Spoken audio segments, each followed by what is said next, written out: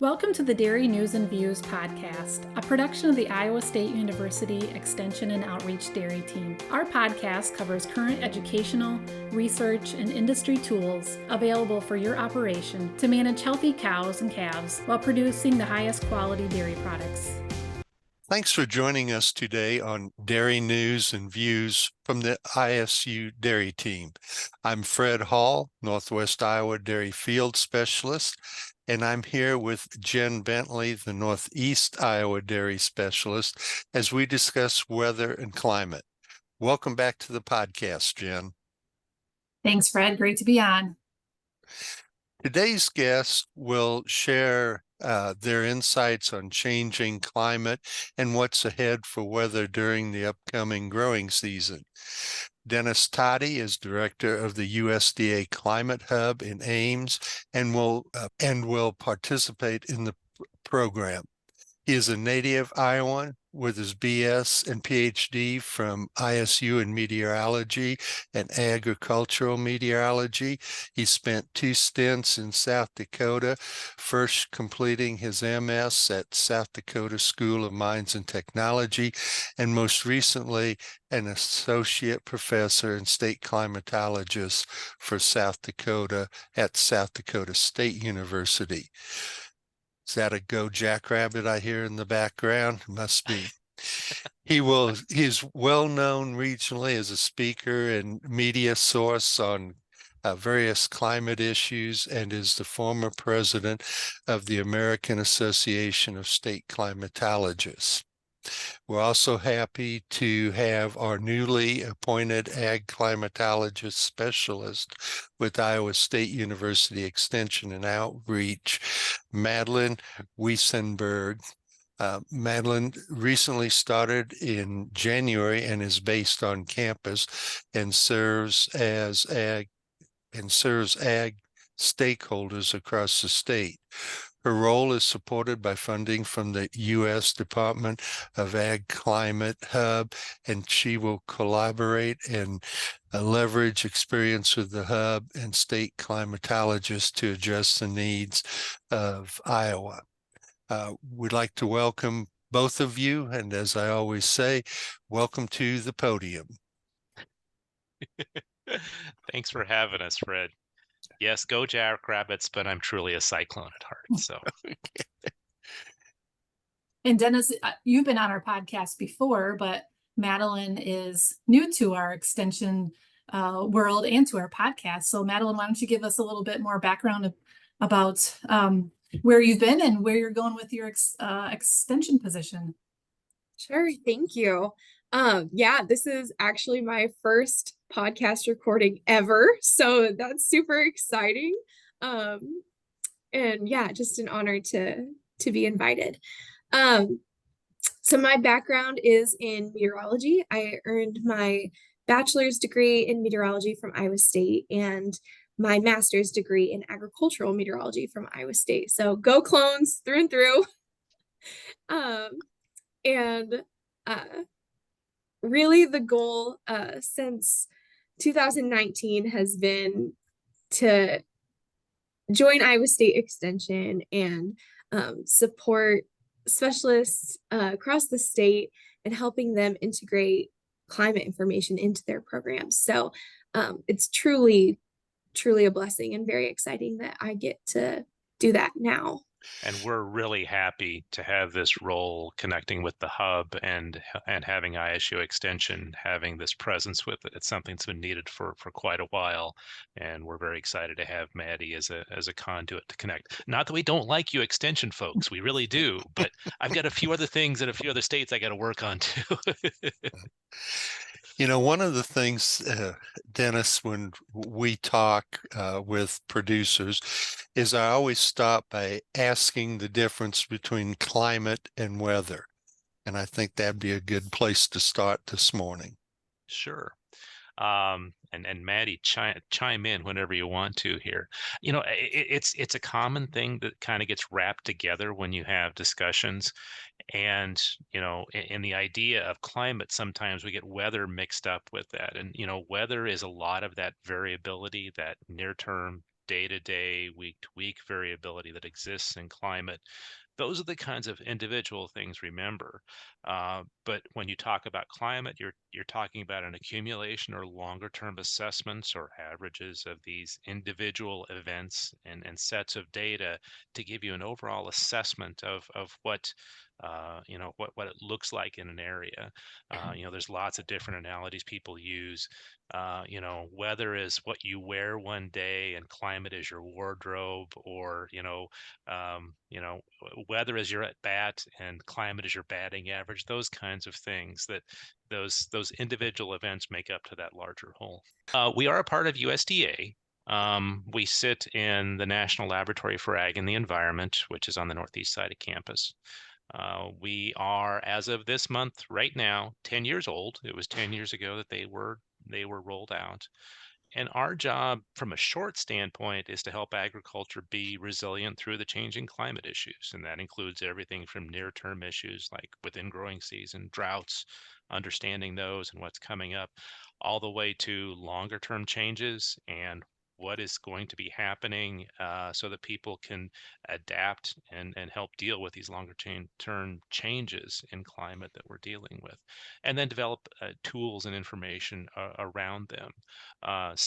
But then Maddie, I guess we can toss that to Maddie. We can talk about how we'll connect with what they're going to be doing as part of ISU. Yeah, so within Iowa State, my first priorities this year are to really accumulate the resources that Iowans need to be prepared for different weather and climate events or changes, and that information is actually getting out to the people who need it the most. So I will be working on putting together a website that has links to different resources as they pertain to specific agricultural areas, and also just using the network across the state that I've developed over the past several years. I'm really excited to connect with broadcast meteorologists across the state and help support them to get out the pertinent climate information that producers need. And they have great relationships with those people across the state. So using that line of communication and that network to really share information and support our producers and stakeholders. And Dennis, on our webinar last week, you did refer to some of those tools and resources that are available. And I would imagine that as Maddie gets into her position, those are going to be shared out even further and broader to our audience. But for our podcast today, can you share some of what is available? Sure. And that's part of what we want to try to do is, we work regionally, so try to develop things that can cover the whole region, and then work with people on a state level who are going to do things that are more individual for their state. Two of the big ones we talked about during the webinar last week were the most recent one was a soil temperature climatology, basically trying to get a handle on understanding when we focused on warming up in the springtime and cooling down in the fall, mainly around that 50-degree Fahrenheit time frame when you reach that in the spring and when you reach it in the fall, so that people can assess and kind of make decisions about spring planting and fall nutrient application and that sort of thing. So that there's pieces that's been rolled out. We're adding pieces to that as we go along. There will be a webinar coming up probably next month. We'll talk about it more. And then the other one is one we rolled out last year, which is the one I'm most excited about, because it's a climatology or an assessment of when air temperatures reach freezing in the last time they reach freezing in the spring and the first time they reach freezing in the fall. And freezing here is defined as a wide range of things, or the last time we hit 32 degrees, 28 degrees, 24 degrees in the spring and the first time in the fall. And that's really useful for a wide variety of agriculture, to be able to understand when or how those dates are changing, because they are changing, generally getting earlier in the spring and later in the fall, but there is variability across the state and across the region. And then also that when you know those two numbers, then you can figure out how your growing season is. Is your growing season, how much is lengthening is your growing season? So really useful. And those things you can check out. Worked well with a partner of ours, the Midwestern Regional Climate Center at Purdue, who also covers our same area and has the technical expertise to kind of put these together along with our ideas. In your webinar, we talked quite a little bit about the drought monitor. Help us understand what it is and what's is it telling us right now? Sure. The U.S. Drought Monitor is a product that's been around for over 20 years now, since around 2000. It's a weekly map that assesses drought across the country in fairly good detail, and then puts an assessment on the level of that from no drought to abnormally dry, and then D1 to D4, various levels of drought. It's not solely for agriculture. It's trying to assess the wide range of drought across the country. But it is really kind of an important map as we try to assess what's happening with drought and give you a weekly snapshot of that. And it's also important because various USDA programs do trigger because of that. And because of the dry conditions we've had in the state going back to 2020, a lot of the talks this winter have been about what's happening with the drought. Are we going to get our soil moisture profile refilled? All those kinds of things. So is there a way that farmers can input data, or how do they get information into that? Sure. Maddie, do you want to talk about CocoRa's a little bit? Sure, I can. Yeah, so CocoRa's is a community of reporters who go through a training and then can report to this website how much rainfall they received in their rain gauge. And there's specific qualifications for the type of rain gauge, but that's all in the training. And these reports are out every morning at 7 a.m. And so you can see individuals across the country who are reporting to this and sharing their precipitation observations. And that is incredibly helpful for us to receive on the ground real-time information about how much precipitation has fallen in different areas. And that helps us to inform each other and share our recommendations for the drought monitor. So some of that is observational based on precipitation. Some of it is based on response. So yes, we know how much precipitation fell, but how did the surface actually respond to that? Was there a lot of runoff? Was there a lot of infiltration into the soil where the water's being held and stored? And so that is another great way for farmers to talk with their local extension specialists, and for them to talk with Dennis or I or others involved with supporting the drought monitor. And then we can share that information with them over in Nebraska.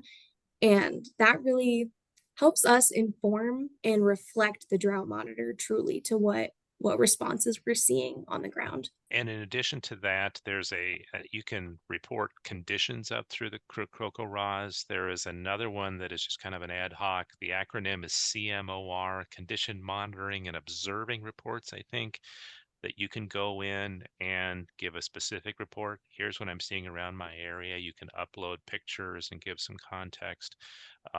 Or you can email us directly and say, hey, here's what the drought monitor is saying in my area. Here's what I'm seeing. And that helps us to assess what's going on, what we see in the drought monitor, what we see in precipitation and the various indicators, and say, how does that match up with what we're seeing on the ground? And that, try to match up those two. So lots of different ways of doing that. You can always reach out to us and talk to us. Kind of alongside that is, you'd mentioned soil temperature. So how do you determine, are there, each county have stations, or how is that done? What we have across the state is a set of stations, automated stations that are run by, well, it's called the Iowa Environmental Mesonet, something I helped get started a long time ago. And then I left and it ran on its own, where we have individual stations that have sensors in the ground and they give us a profile of temperature, and some of them even have soil moisture measurements, so they kind of give us a handle on what's happening with soil moisture at that area.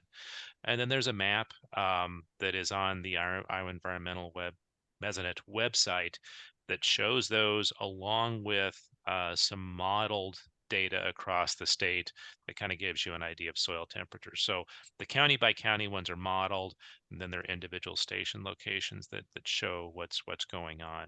And that's a good point to bring up right now, is that we have marginally frozen soils at best, probably. The warm temperatures we had early, the warm temperatures now, and then the snow cover that kept the soil insulated during that cold have not allowed frost depths to go very deep. So that's been a benefit for this snow. Some of that has been able to get into the soil moisture. So that kind of leads into, as we look into the next couple of months, as we get into spring planting and into the summer months, can you just talk about what our climate outlooks might look like? What they're being driven by a lot is El Nino, which is sea surface temperatures in the Pacific that have changed. And we've had a very strong El Nino, so usually connected with a warmer winter, which we've had really, except for just a short period there. That looks like it's going to continue into the early spring, warmer than average overall. The El Nino starts to weaken as we get into spring, so the outlooks become a little less defined at that point. So looks like warmer temperatures going in. We'll continue to get some moisture, but I'm afraid we won't, we're not going to get a lot of moisture that we really kind of need in some places. So it's going to make it kind of touch and go on the drought standpoint as we go in.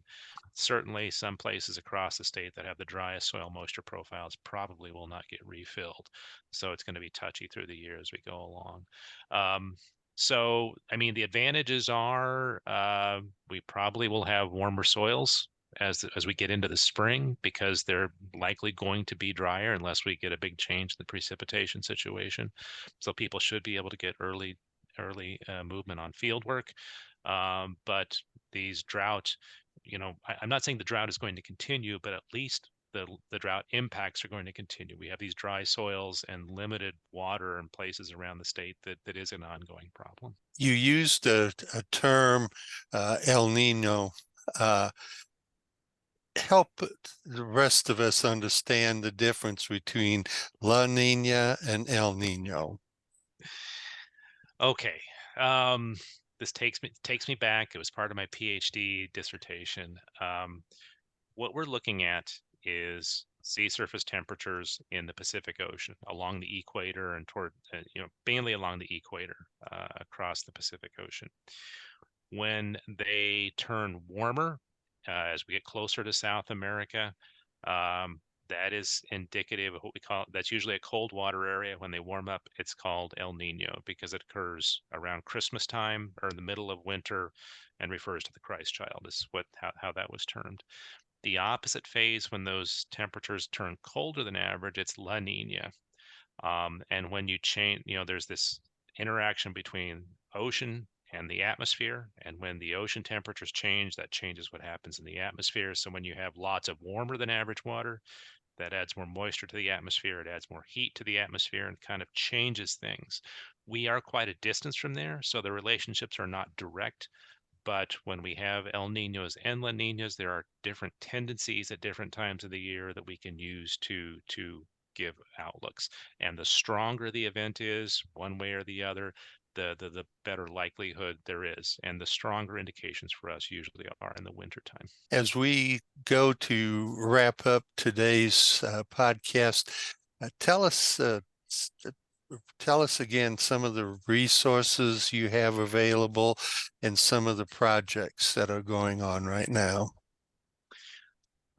Well, fortunately, we have one of the projects we're working on with us, with Maddie and ISU Extension, helping develop that collaboration. We have a number of different projects that are related to working with Extension across the region. Some of those involve individual training. If a producer or advisor would be interested in joining us for some individual training, some of these are going on this year already, but next year there's going to be another cohort of these, I believe, starting next year. So reach out to us, and we'd love it. We'll advertise when those come out. We're also working a lot with various agricultural practices and trying to understand their their climate or their ability to sequester greenhouse gases or not emit greenhouse gases. That's a big push that we've had over the last couple of years, and hiring a bunch of staff related to this, and then working on developing these products that we can share with people. Oh, one last thing. Yes. We are working on state ag climate assessments. People may have heard of the National Climate Assessment that came out in the fall. There are state assessments related to that, but they're kind of very general. So at the Midwest Climate Hub, we're working with a number of partners going state by state on developing assessments that say, here's the ag in the state, here's what's happening in climate right now and how it's impacting agriculture, and in the future, here are some problems or issues we're probably going to need to deal with. We've rolled out 3: Illinois, Wisconsin, and Minnesota. Minnesota's just came out. These are all available on our website. You can search Midwest Climate Hub. Iowa's is in draft form. It's about ready to go out for review. So in the next couple months, you'll be seeing that one along with other states in the Midwest. Madelyn, tell us, I know you spoke earlier about what you're looking at. Tell us again, where are we going to see you, in agriculture group? Yeah, I suppose if people want me and invite me. So hopefully really looking forward to joining Virgil out in Eastern Iowa in March. So I'll be at a meeting there to talk about spring outlooks and maybe some good news or maybe some challenges we'll see as we head out of winter and into the growing season. So that is the next exciting outing I have planned. And otherwise, I'm really hoping and planning to integrate into existing programs and supporting those programs in the questions they have relating to climate or weather. And I think that'll help me build a network and build relationships with folks across the state. And looking into subsequent years, I really hope to have some sort of program that people look forward to come learn about climate impacts and maybe some